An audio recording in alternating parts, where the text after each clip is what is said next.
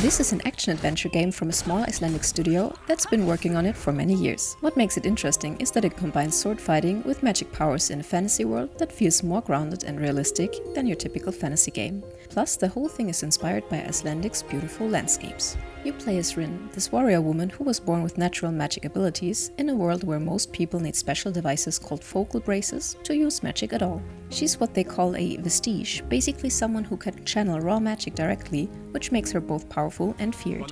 The story kicks off when her father dies and her brother gets kidnapped by this militaristic empire. Rin has to go rescue him, but it turns out her dad was hiding some serious secrets that change everything. You're not alone on this journey though.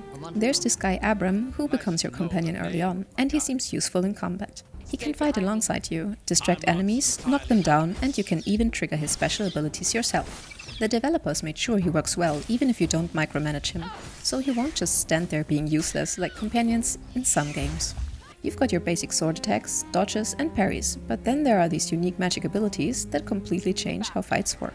There is this ability called Shift, where you can literally grab an enemy and teleport them somewhere else, like off a cliff if you want gravity to do the work for you. The enemy variety seems pretty good too. You fight these talisman soldiers who come in different types that each require different approaches, plus various monsters and bosses. The developers focus on making you feel powerful while still being challenged. The game structure is more linear than a typical open-world adventure. It's divided into about 10 chapters that are mostly linear but still give you stuff to explore and find. Each chapter introduces new mechanics and challenges as Rin and Abram grow stronger and learn new abilities.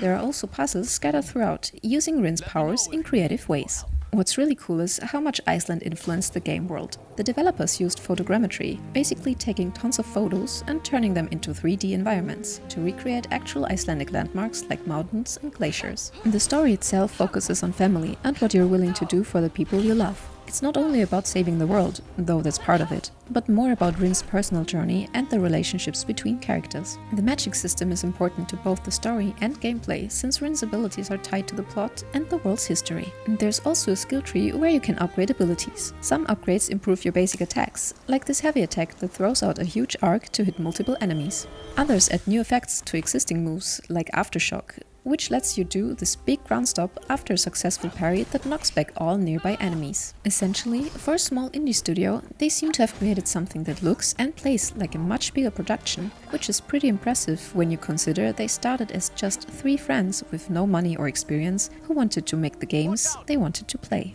And this sentence concludes today's video. If your time was respected, a like or comment is very much appreciated.